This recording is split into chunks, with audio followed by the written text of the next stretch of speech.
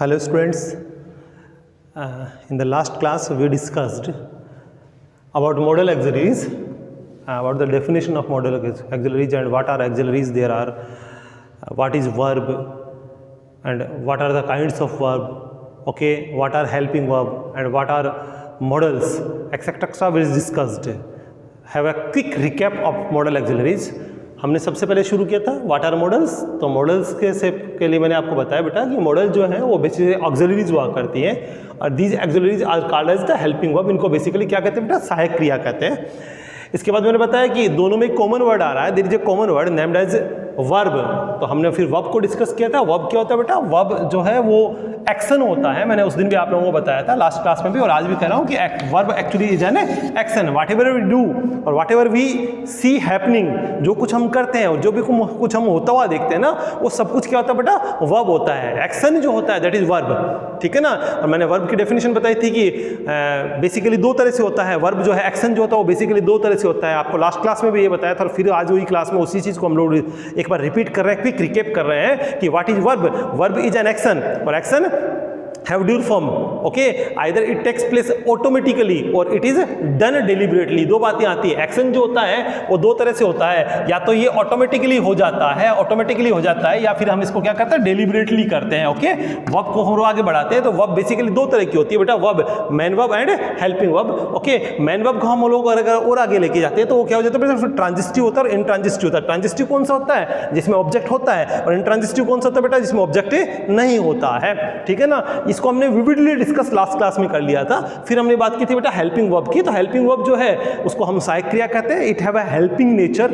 ये किसको हेल्प करता है बेटा, मैन वर्ब को हेल्प करता है, that's why it is helping verb. Okay, helping verb को भी हमने दो ग्रुप्स में डिवाइड किया था basically, in the primary form and in the model form. Primary form क्या होता है बेटा, प्राइमरी फॉर्म को बेसिकली तीन ग्रुप्स में डिवाइड कर दिया जाता है, या प्राइमरी हेल्पिंग वर्ब जो होती हैं इनको तीन ग्रुप्स में डाला जाता है। इनको तीन ग्रुप्स में ये होती हैं। ओके बेटा, या यूं कहते हैं कि प्राइमरी हेल्पिंग वर्ब जो होती है ना उनको ग्रुप्स में बोला जाता है। पहला ग्रुप डू ग्रुप होता है, सेकंड ग्रुप जो है this is called as be group and third one is have group. Okay, and be group, do group consist do does did, be group consist is am are was and were, and have group has have and had. Okay, now we come back to the modal auxiliary. आज की class में हम दोबारा केवल model auxiliaries को पढ़ाएंगे। Auxiliary verb जो है हमने देख लिया, ये हेल्पिंग वर्ब होती है और ये मैन वर्ब को सपोर्ट करती है। ठीक है, रिपीट करते हैं, मॉडल ऑक्सिलरीज। और मैंने कहा auxiliaries basically have two form, first primary helping verb and second one is modal. Okay, today we discuss about modals. What are modals, modals क्या होते हैं। तो जनरली कहते हैं मॉडल्स जो है वो हेल्पिंग वर्ब्स होती है। कैसी हेल्पिंग वर्ब होती है, तो these are specified helping verb. Actually the word model has been taken from mood. Modal word जो है वो बेसिकली किससे बना है बेटा, मूड वर्ड से बना है। मैं रिपीट कर रहा हूं, हम मॉडल ऑक्सिलरीज पढ़ रहे हैं और मॉडल ऑक्सिलरीज में वर्ड जो मॉडल है it is basically derived from the word mood. Mood जो होती है ना बेटा, it represent the mental state. It represent the mental state. किसको रिप्रेजेंट करता है बेटा, मेंटल स्टेट को रिप्रेजेंट करता है। मेंटल स्टेट क्या होती है बेटा, इट इज कॉल्ड एज मानसिक अवस्था, मानसिक स्थिति और मनस्थिति। Okay, I again repeat the word model has basically derived from the English word mood that states for a mental state. Okay, and mental state is generally called in the मनस्थिति, मनोविकार और मानसिक दशा और मानसिक दशा। Okay, all these words are called as a mental state. Okay, means the particular helping verb और the particular auxiliaries which represent speakers और vocators mental state. Okay, without using any particular word is called as the modals. Modals क्या होती है बेटा, ऐसी विशिष्ट सहायक क्रियाएं हैं जो वक्ता की मानसिक अवस्था को या मानसिक स्थिति को अपने आप बिना किसी विशेष शब्द का प्रयोग करे बता दे। रिपीट कर रहे हैं, word model actually made with mood. Mood means क्या, मूड मींस क्या होता है बेटा, मेंटल स्टेट होता है। मेंटल स्टेट मींस क्या होता है, मानसिक स्थिति होती है। ठीक है ना बेटा, जब कोई सेंटेंस कोई बोल रहा होता है, जब कोई व्यक्ति कोई बात बोल रहा है और उसकी मानसिक दशा का, उसकी मनस्थिति का, उसकी मनोदशा का, ठीक है ना, मनोविकार का, मेंटल स्टेट का पता बिना किसी विशेष शब्द के पता लग जाता है, तो ऐसी सहायक क्रिया को क्या कहते हैं बेटा, मॉडल कहते हैं। हम एग्जाम्पल देखते हैं। एग्जाम्पल के लिए देखिए, you must go, second you should go, okay बेटा, दो वर्ड यूज आ रहे हैं यहाँ पे, मस्ट और शुड। बेसिकली दोनों का मीनिंग जो हिंदी मीनिंग होता है वो होता है चाहिए। ओके बेटा, दोनों का हिंदी मीनिंग बेसिकली हम लोग लेते हैं, जनरली अगर इन दोनों वर्ड्स का हिंदी मीनिंग लेते हैं तो वो कौन सा शब्द होता है बेटा, चाहिए होता है, मस्ट और शुड। बट हम अगर इनका यूज का प्रोसेस देखा करते हैं, जब इन मॉडल्स को हम लोग undergo, when we will undergo thoroughly the modals, we will come to know that in which particular condition must is used and should is used, whether they have the common meaning in Hindi.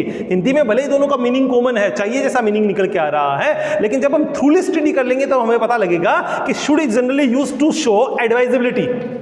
एडवाइजेबिलिटी means advice और suggestion, या तो किसको show करता है, advice को show करता है, या फिर किसको शो करता है, सजेशन को शो करता है। और मस्ट बेसिकली यूज किसके लिए होता है बेटा, ऑर्डर कमांड सबके लिए यूज होता है, ठीक है ना। तो जैसे ही यहाँ पे हमने यू मस्ट गो और पहला दूसरा का यू शुड गो, यहाँ पे ऑर्डर दिया जा रहा है, यू मस्ट गो, आपको अब जाना चाहिए, मतलब you are ordered to go. यहाँ पे अगर हम इसको खोल के देखेंगे तो you are ordered to go, you are order to go. और यहां पे क्या हो गया बेटा, you are suggested to go, you are advised to go. तो यहां पे जो वर्ड है, अब यहां in this sentence the speaker और the vocator have the mentality of imparting order. मैंने पहले कह दिया कि मॉडल एक्सिलरीज वो एक्सिलरीज हैं जो वक्ता की मानसिक अवस्था को दर्शा दे।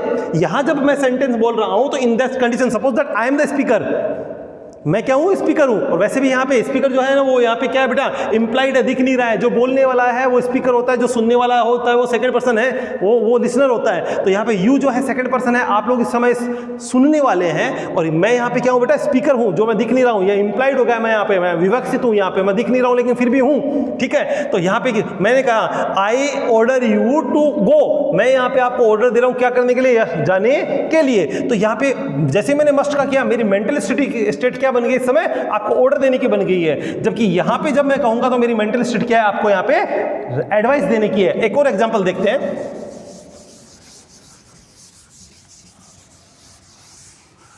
दूसरा एग्जांपल और देखते हैं। एग्जांपल देखिए, ठीक है। एक सेंटेंस मैंने शुरू किया, मे आई कम इन सर,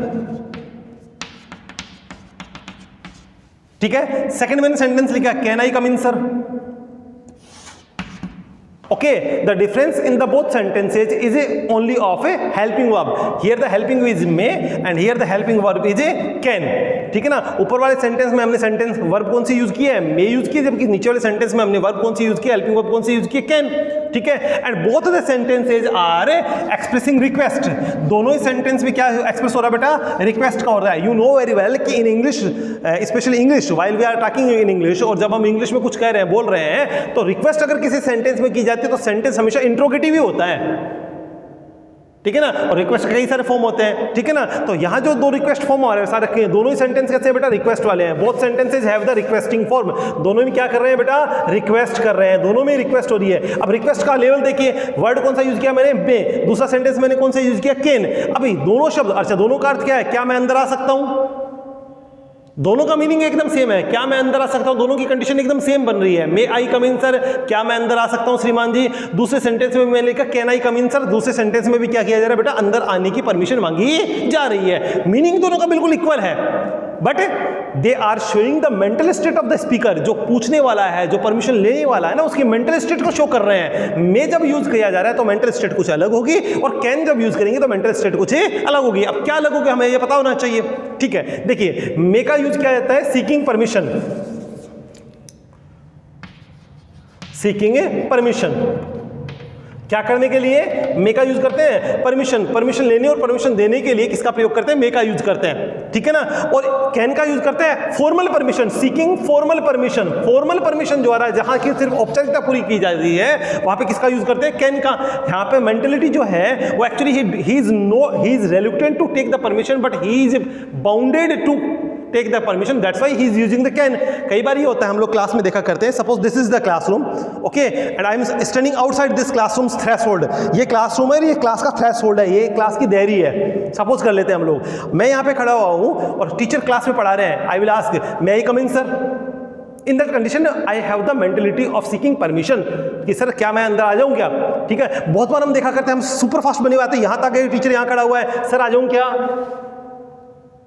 ठीक है। इस कंडीशन में I have just made a formality, मैंने यहाँ पे सिर्फ क्या किया, फॉर्मेलिटी, बिकॉज क्लास का एंट्री तो वहां से थी और मैं कहां तक पहुंच गया, यहां तक पहुंच गया हूं। टीचर कहां खड़े, सामने, मैंने देखा टीचर खड़ा है, चल पूछ ही लेते हैं यार, क्या फर्क पड़ता है, सर आ जाऊं क्या, ये क्या हुई, फॉर्मेलिटी हो गई। जब औपचारिक परमिशन ले रहे हैं उस कंडीशन में, इस टाइम पे मेरे दिमाग में क्या है, I have just complete the formality, मुझे सिर्फ कंप्लीट करनी है, क्या करनी है, मेंटलिटी इस समय में मेरी क्या है कि मुझे फॉर्मेलिटी कंप्लीट करनी है, सर मैं आ जाऊं क्या, कब, जब टीचर सामने खड़ा और I have already entered the room, जबकि मैं जब यहाँ क्लासरूम के बाहर खड़ा हुआ था, ये थ्रेशोल्ड बना हुआ है, मैं क्लासरूम के बाहर खड़ा हूं, टीचर इज स्टैंडिंग अप, ठीक है ना, सर मे आई कम इन, यहां पे हमने किसका यूज किया, मे का, जब मैं यहां पे आ जाऊंगा और अगर मैं यूज कर रहा हूं, आई एम रॉन्ग, मैं क्यों गलत हूं, इस कंडीशन में मैं गलत हो जाने वाला हूं, गलत क्यों रहूंगा, क्योंकि मैंने यहां आके टीचर से पूछा है मे आई कम इन, ठीक है ना, जबकि आई हैव ऑलरेडी एंटर्ड, जबकि मैं पहले आ चुका हूं, तो मैं यहां पे क्या कर रहा हूं, औपचारिकता पूरी कर रहा हूं, since teacher is there and it's the common courtesy that while the teacher is standing there ना, we should ask him before entering. उस कंडीशन में क्या लगा मुझे, मैं अंदर तो आ गया लेकिन टीचर ने देखा, चलो पूछ लेता हूं मैं, ठीक है ना, तो ये कंडीशन, यहां पे मेंटलिटी क्या है, यहां फॉर्मेलिटी पूरी करने की मेंटलिटी है, तो the particular helping verb which express the mentality of the speaker, ठीक है, किसी वक्ता की मेंटलिटी को जब एक्सप्रेस किया जाता है तो इस तरह की एक्सप्रेसिंग करने वाली जो हेल्पिंग वर्ब है, these are called as the modals, इनको क्या कहते हैं, मॉडल्स कहते हैं। Is that clear?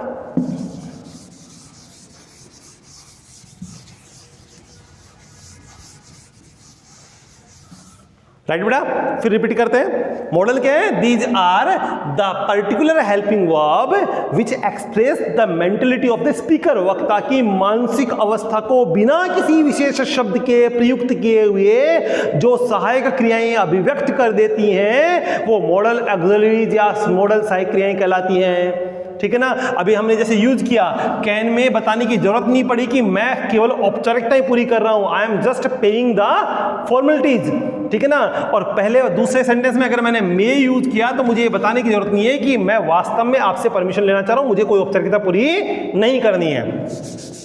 ओके, अब बात करते हैं मॉडल्स की। तो मॉडल्स आर कितने होते हैं मॉडल्स, तो मॉडल्स कौन कौन सी है देखिए बेटा, ठीक है ना, कल भी हमने डिस्कस किया था, will, shall, can, may, would, should, could, might, है ना, must, use to, ought to, dare, ये सारे के सारे क्या है बेटा, मॉडल्स हैं। 13 जनरली इनको हम लोग काउंट किया करते हैं, ठीक है ना। तो ये सारे के सारे मॉडल्स हम लोग कंटिन्यूसली पढ़ते चले जाएंगे, आप राइट डाउन कर लीजिए बेटा कौन कौन से हैं।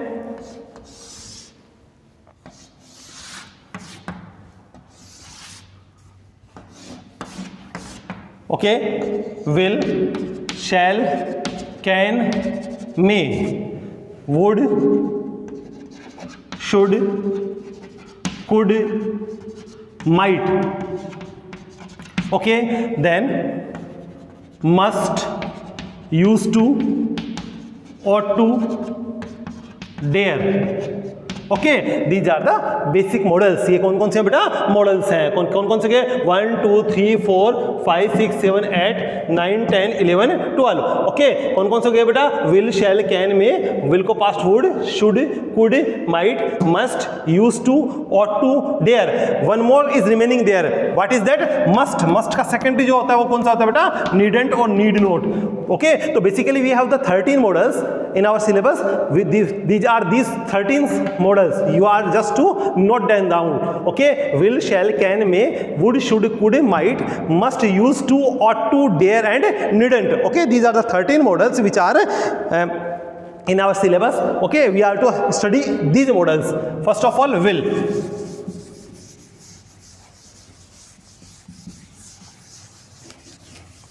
first of all, will,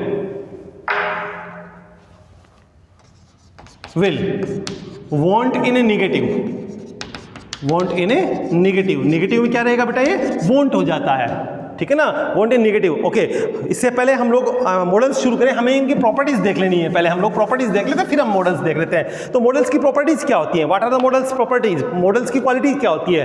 तो मॉडल का पहला जो प्रॉपर्टी है, जो सबसे बड़ा जो गुण है, सबसे बड़ी जो क्वालिटी है वो ये कि मॉडल एक्सिलरीज होते हैं ना, they always remain in the universal form, they always remain in their universal form, universal form. Models हमेशा अपने यूनिवर्सल फॉर्म में बने रहते हैं, इनके फॉर्म में कभी चेंज नहीं आता है। What is the sentence, what is the tense, what is the person, what is the number, what is the gender, इनके ऊपर कोई प्रभाव नहीं पड़ता है, मॉडल्स के ऊपर इनका कोई प्रभाव नहीं पड़ता है। मैं एग्जांपल बताता हूं, सपोज कीजिए सेंटेंस लिखा, आई गोइंग, ओके, ओके, हमसे कहा जाए इज एम आर में से लगाइए, हमसे कहा गया इज एम आर में से किसी एक मॉडल का, किसी एक हेल्पिंग वर्ब का यूज कीजिए, प्राइमरी हेल्पिंग वर्ब का, तो in that condition we will use the am, ठीक है ना। As soon as subject is here he, इस कंडीशन में क्या हो जाएगा is, as soon as subject is they, उस कंडीशन में क्या हो जाएगा यहाँ पे आर, ठीक है ना। प्राइमरी हेल्पिंग वर्ब्स में जो होता है वो चेंज हो जाता है किसके अनुसार, पर्सन नंबर जेंडर के अकॉर्डिंग। अब बात करते हैं किसका, टेंस का चेंज करते हैं। जैसे हम इसको पास्ट में बदल देंगे तो हमसे कहा जाए यहाँ पे बी हेल्पिंग वर्ब में से किसी एक का यूज कीजिए, ठीक है ना। And the sentence is yesterday, okay, yesterday means past, हमें दिया गया यहाँ पे किसका यूज करना है, बी का, तो हम लोग यहाँ पे क्या कहेंगे, I was going, he was going and they were going. Okay, किसका इंपैक्ट पड़ा, पहला इंपैक्ट पड़ रहा है किसका बेटा, पर्सन नंबर जेंडर का, दूसरा इंपैक्ट किसका पड़ा, टेंस का।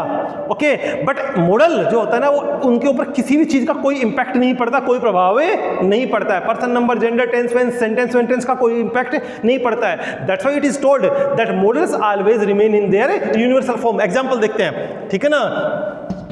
I can go there, they can go and he can go। Her condition में अगर परमिशन है, एबिलिटी है, कैपेसिटी है, इस कंडीशन में हम किसका प्रयोग कर रहे हैं बेटा, कैन का यूज कर रहे हैं। आई का, दे का, कैन का कोई प्रभाव, आई का, दे का, ही का, कैन पे कोई प्रभाव नहीं पड़ा है। तो फर्स्ट जो प्रॉपर्टी होती है ये रहती है मॉडल्स हमेशा अपने यूनिवर्सल फॉर्म में बने रहते हैं, ठीक है। Second,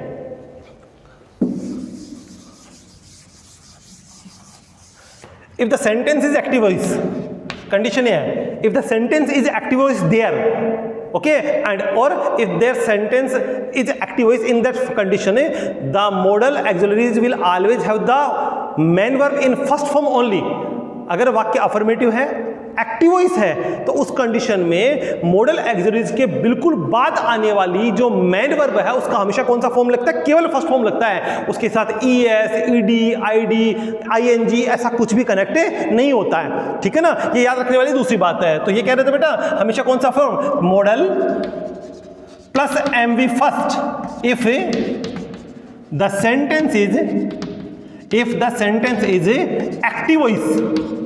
If the sentence is active voice, in that condition structure जो बनता है वो बनेगा subject plus modal auxiliary plus MV first plus object. Is that clear. In affirmative negative रहेगा तो सेंटेंस क्या हो जाएगा, subject plus modal auxiliary plus not plus MV first plus object. Structure यही बना रहता है। फिर रिपीट करता हूं मैं, सब्जेक्ट, मॉडल, एमवी फर्स्ट और object, this is the active voice. अगर एक्टिव वॉइस ये रहेगा तो, और अगर पैसिव वॉइस आएगा तो सेंटेंस क्या बन जाएगा, जो भी रहेगा object plus modal auxiliary plus be plus MV third plus object. Is that clear, ठीक है। तो यहां देखने वाली बात ये नहीं है, देखने वाली बात ये है कि अगर सेंटेंस एक्टिव वॉइस है तो उसका स्ट्रक्चर ये चलेगा, इस एमवी फर्स्ट के साथ न ईएस लगता है, न ईडी लगता है, न आईएनजी लगता है, ये हमेशा कैसा फॉर्म बना रहता है बेटा, फर्स्ट फॉर्म ही बना रहता है, ठीक है ना। तो this is the basic property of A model auxiliary, okay, ठीक है ना। मैं रिपीट कर रहा हूं, आज हमने जो पढ़ा व्हाट आर मॉडल्स, तो modals are basically auxiliaries. Auxiliaries क्या होती है, ऑक्सिलरीज जो होती है वो हेल्पिंग वर्ब होती है। हेल्पिंग वर्ब क्या होती है, जो मेन वर्ब को सपोर्ट करती है, ठीक है ना। हेल्पिंग वर्ब बेसिकली दो तरह की होती है, एक प्राइमरी हेल्पिंग वर्ब जो सब्जेक्ट, पर्सन, नंबर, जेंडर और टेंस के अकॉर्डिंग चेंज होती चली जाती है, और मॉडल ऑक्सिलरीज पे tenses, subject, person, number, gender का कोई इंपैक्ट नहीं पड़ता। ये हमेशा कैसे बने रहते हैं बेटा, अपने यूनिवर्सल फॉर्म में बने रहते हैं। सेकंड हमने देखा व्हाट आर मॉडल्स, तो दे एक्सप्रेस और they represent the mental state of the speaker. किसको एक्सप्रेस करते हैं बेटा, मेंटल स्टेट को एक्सप्रेस करते हैं किसकी, स्पीकर की। ओके, आज के लिए इतना ही, बचा हुआ हम लोग नेक्स्ट वीडियो में देखेंगे। Thank you and have a nice day.